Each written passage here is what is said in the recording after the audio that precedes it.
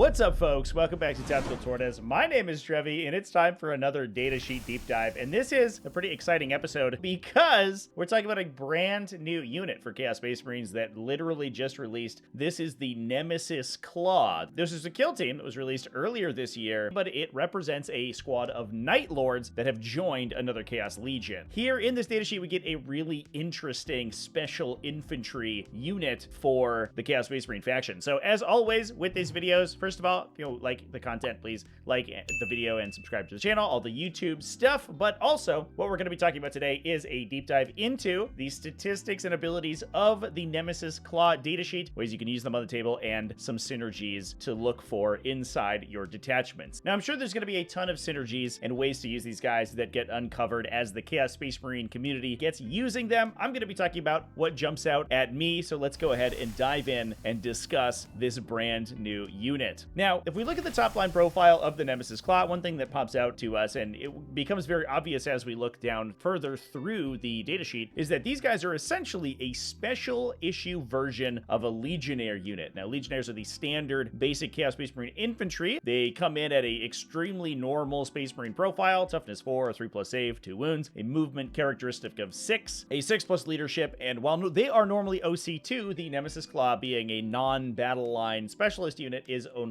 OC1. So the comparison with Legionnaires and similar units is going to be very direct, and that's basically how we're going to be approaching this unit over the course of this video. Now, in the comparison to Legionnaires, the Nemesis Claw has a very different datasheet ability as well as very unique weapon options. Their weapon options are much more similar to Chosen or a more elite unit than they are to the standard Chaos Space Marine Legionnaires. First of all, they have the Stealth Core ability, so they're -1 to be hit by ranged attacks. That's a pretty nice quality of life change, and once you start adding additional defensive buffs on them, things like Armor of Contempt style of effects from Renegade Raiders or Veterans of the Long War, these guys can actually be kind of sticky to kill off of objectives. In addition, they have Dark Pacts like every other Chaos Space Marine unit, but this is particularly interesting in the Nemesis Claw, as we'll talk about moving on, because of their Visions of Suffering ability. This is a psychic ability and actually contributes the Psyker keyword to the unit, which is actually just strictly a debuff. It makes them worse, but it is what it is. Each time they make an attack that targets an enemy unit below starting strength, they get +1 to hit. If the unit is below half strength, they get +1 to wound as well. Now, this is a very similar effect to something like a Grim Demeanor, where you get hit and potentially scaling wound bonuses as you take casualties. However, unlike that effect, this is totally under your control. It's your prerogative to damage the target unit and buff yourself up to a position where you're going to be more effective at attacking it. So, unlike those Grim Demeanor effects, it's not up to your opponent how much damage they're going to do to you and whether or not they're going to kill you. Instead, this incentivizes the Nemesis Claw to act as a cleanup unit to come in after a damaged enemy and clear them out. Now, this isn't the only impressive ability that these guys have on their datasheet. The other one is the Voice Eater. This is a War Gear ability, and if we take a peek at the back of their datasheet real quick, we'll see that one model in the unit can replace their bolt gun with the Voice Eater War Gear option that grants them this ability. So this is a special effect, kind of like a chaos icon, that is going to be assigned to this unit and that is applied to a single model, and if that model dies, you're going to lose access to it. That's important to keep in mind, because not only does that model have a basic melee attack, just a chainsword, and no ranged weapon, but it also has this incredible War Gear ability. This prevents enemy units, excluding monsters and vehicles, from being targeted with stratagems while in engagement range of the Nemesis Claw. This ability is absolutely wild. It essentially battle shocks everything it's touching. Obviously, you don't get all of the benefits of Battle Shock. You're not reducing their OC or turning on any other Battle Shock synergies, but you are getting the effect that they cannot use defensive stratagems and they cannot use any sort of interruptions. This means you can't counter offensive these guys. They cannot be interrupted on with a stratagem to fight next in the fight phase. You also can't use defensive stratagems on them. Things like Feel No Pains, Armor of Contempt, damage reduction effects. Those all immediately turn off as soon as the Nemesis Claw comes a-knocking. So these two abilities actually kind of define the Nemesis Claw's use case, in my opinion. I think there's two distinct ways that these guys will get played, and these are two ways that you're looking to use them in your games. The first off is just as a basic unit to use their Visions of Suffering to clean up enemies, to go into enemies that have been already hit by your Destructors, your Forge Fiends, your other super heavy Chaos Space Marine shooting that's obviously backed up by faction synergies, Hellbrutes buffing them, Abaddon giving them rerolls. You're going to do a bunch of damage and then send the Nemesis Claw in to clear those things off. Now, the Nemesis Claw itself, as we'll talk about momentarily when we get to its weapons, actually has a pretty solid ranged output, potentially, if it wants to, but it's largely going to be doing most of its damage in melee. Once it gets that +1 to hit and potential +1 to wound, it can go into units that are of a higher class than it and clear them out. It's also very likely, if they can kill a unit on the way in, that they can kill utility units and medium infantry units very efficiently. So things like other Space Marine units, 5 intercessors, or a scout squad, as long as you get a casualty, they're basically automatically going to go down. Not only can they not use Armor of Contempt to protect themselves or interrupt your attack,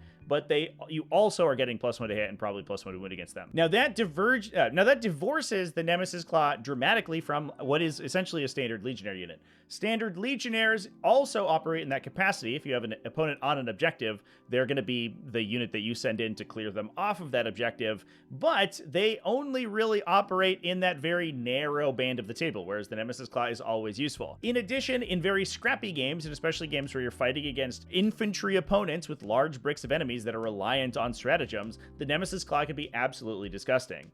Especially in situations where it becomes kind of a scrum and you're worried about your opponent using reactive stratagems or defensive stratagems on you. Having the Nemesis Claws go in and engage several enemy infantry units so that your big bricks can go in and kill them is going to be huge. So these guys are going to be enormous in a melee matchup as well. They can also act as a little bit of that sort of utility unit sweeper. Now, what weapons are they using these abilities with? And if we look at the front of their datasheet, they have an absolutely enormous selection. Now, that is largely because some of their weapon options are very similar to those of standard Legionnaires. And to be fair, the Nemesis Claw is built out of the Legionnaire kit with an upgrade sprue from the Kill Team box as well, so that makes sense. To start with, you get a Visionary, which is their unit champion. He gets to take a plasma pistol, which you'll essentially always do. He also can take either an accursed weapon or a Power Fist, and I think the Power Fist is going to be the most common pick here. Now, the rest of the unit can replace their bolt guns with chain swords if they desire, and I think that's largely where they're going to be trying to put their focus, is those melee attacks to get a higher volume to then trigger those buffs. Although, to be fair, their +1 to hit and wound does affect both their ranged and their melee attacks. So kitting these guys out for ranged is actually pretty reasonable. Now, if you take the full unit of 10, normally they come in a unit of 5, you can also equip a heavy weapon, either a heavy bolter or a missile launcher. As I mentioned before, that is going to benefit from their Visions of Suffering ability and get +1 to hit and potentially +1 to wound. Although,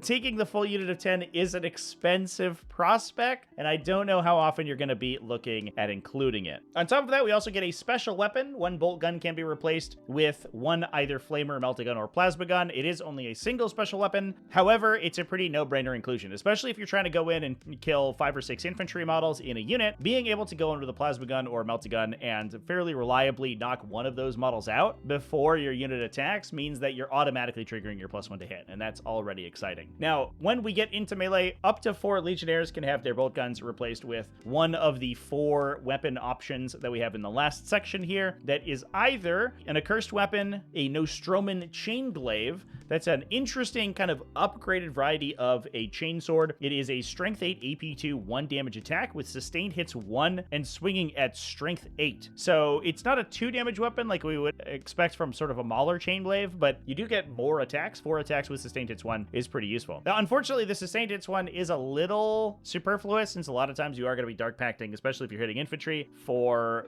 sustained hits anyway, so you kind of lose the use case there. But it is a nice weapon upgrade over a standard chainsword, since it is just strictly better. You could also take paired accursed weapons, which comes in at 4 attacks and strength 5 AP2 for 1 damage, but the twin linked keyword, pretty good. Or that one Voice Eater and Astartes chainsword that I mentioned earlier. Important to note, obviously, that the Voice Eater has to take that chainsword. He has to be alive in order to use that anti-stratagem ability. ability, which is one of the highlights of the Nemesis Claw, so you're probably going to be including that more often than not, which means you are saddled with a regular chainsword guy. Now, in my opinion, I think that a melee loadout for this unit is going to be the most common, taking either the selection of a chain glaive, paired weapons, a voice eater, and chainsword, and then potentially one special weapon, again, to potentially trigger that below starting strength, or just taking the accursed weapon if you feel like you need the slightly extra melee punch, and then getting a power fist and a plasma pistol on the visionary. If we look at the current points cost, the unit does cost 110 points for that build out of 5, which I do appreciate. It's only 80 points to take the additional 5 models. Those models are just going to have chainswords or bolt guns, so they're not that exciting, but then you do get one guy with a special weapon in there as well.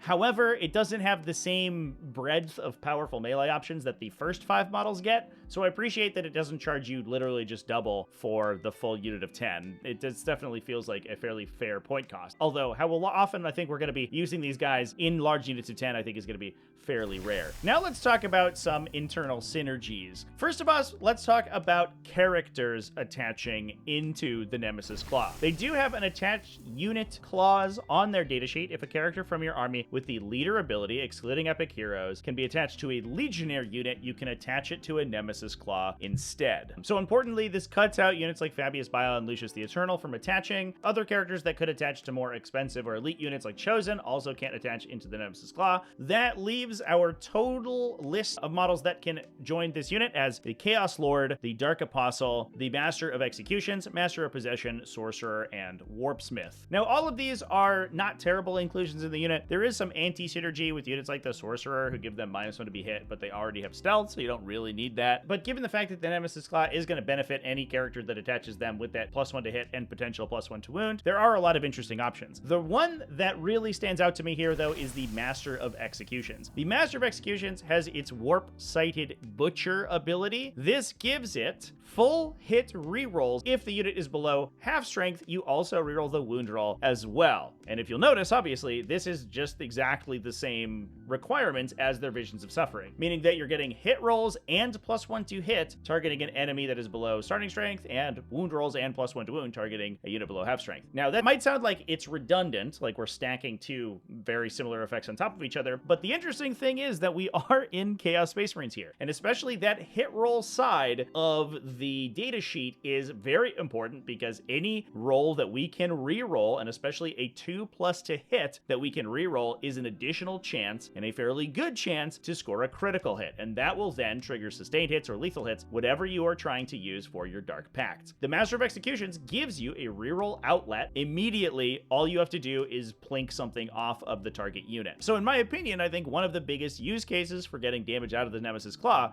is, in general, looking for ways to get reroll hits on them, because they're already hitting on 2s. Getting to reroll everything that's not a critical hit has the potential to wildly spike their damage. Now, the downside is that their individual melee attacks are not that exciting, although they are giving the Master of Executions that +1 to hit and wound as well. The +1 to hit's not quite as exciting. However, the +1 to wound on what is, to begin with, only a strength 7 weapon can be pretty impactful if they're attacking something below half strength. So I really like this little wombo combo. Your unit is coming out with potentially 3 Power Fist attacks, the 5 attacks off of the Axe of Dismemberment that the Master of Executions have, assuming you're built entirely for melee, up to 4 Accursed Weapon attacks, 4 Sustained Hits Chain Glaive attacks, up to 4 paired Accursed Weapon attacks, and then 4 additional Chainsword attacks. All of those searching for sustained hits or lethal hits, and potentially wounding on 4s or 5s into most targets if you're getting +1 to wound as well. That is a really interesting character attachment for the Nemesis Claw. Before we move off of this discussion, I think it's important to talk about the potential damage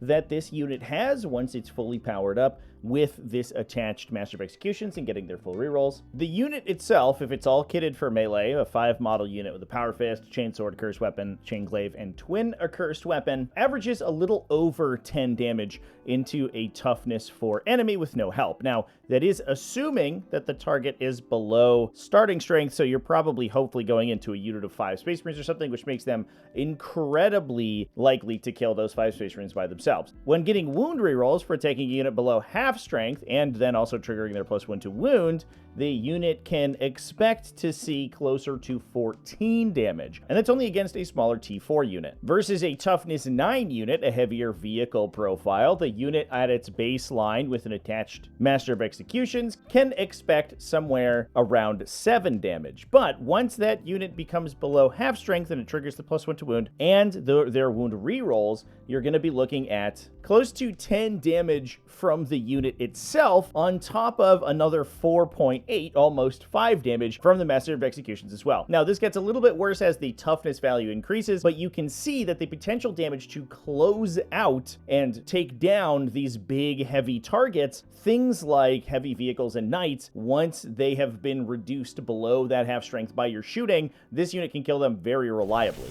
Now, looking further into the faction, we can also find some ways to get rerolls on these guys without having to rely on attached characters. Renegade Raiders, for example, is able to do it with Ruinous Raid. Renegade Raiders is also great for these guys because it obviously gives them +1 AP when targeting enemies on objectives, and so all these low AP1 and AP2 weapons are going to be dramatically more powerful. Veterans of the Long War gives them access to those rerolls all the time when targeting their focus of hatred, and you can also use effects like their reactive movement to keep the Nemesis class safe after it goes in and mops up your opponent's utility units. You can also get a little inkling of this power from Pact-Bound Zealots by using an undivided mark. These guys do not have a cult mark to begin with, unlike other cult marines, things like Thousand Suns and Noise Marines all have a mark already. These guys do not, so they are able to take an undivided mark or a more specific mark if they really want to, and being able to get reroll 1s to hit while probably already hitting on 2s with their melee attacks makes them much more consistent. Those are the #1 places I would look to include these guys, and like I said before, I think that Master of Executions is a really interesting attachment if you are trying to get the absolute most out of them. But here's the ultimate question: are they worth it? Are they worth including in your army? And I think, in my opinion, the answer is yes. I don't believe that this is a wholesale replacement to something like a Legionnaire. They're too expensive and they're too elite for that. But the Voice Eater ability and their capacity to spike random damage onto stuff, especially late game, once they start hitting everything on 2s and getting +1 to wound, alongside Dark Pacts, alongside whatever rerolls you have access to, these guys can hit way above their weight class, and they can absolutely ruin some specific matchups. And I absolutely love units like these that are very strong in particular metagames where you're trying to fight against melee armies that are coming in and fighting you with a lot of reactive effects, with a lot of interrupts and things like that. The Nemesis Claw shuts all that down. They say, nope, not today. I'm going to do some weird chicanery. I'm going to charge into one of your units that you thought you were going to interrupt with. I'm going to heroically intervene so you can't use your offensive stratagems. I'm going to charge into something that was going to use a fight on death on me. All of those use cases are hugely impactful, and in my opinion, these guys are incredible. Not to mention that there's going to be some weird instances where your opponent has to use a end of fight phase stratagem or an insane bravery or a fallback and charge stratagem when they're selected to move, for example. All of those will shut off as well thanks to the Nemesis Claw's Voice Eater ability. So I think these guys are rad. I do think that they are pretty appropriately costed. They're much more expensive than a standard Legionnaire, and that's why I wouldn't go out of my way to include more than maybe one of them in an army. But I think as a tech piece for specific matchups and a unit that you can send in and expect consistent damage out of them, assuming that you've plinked at your target first, I think the Nemesis Claw is amazing. This is such a cool data sheet. I'm so glad that the Night Lords are getting representation in 40k after so long. So let me know down in the comment section what you think about the Nemesis Claw. Thanks so much for watching all the way to the end of the video. Thanks as well to everybody who supports the channel, either over on Patreon at patreon.com/TacticalTortoise, YouTube channel members, and Twitch subscribers. All you people are amazing, and I love you. Remember to keep it classy, folks, and have happy wargaming.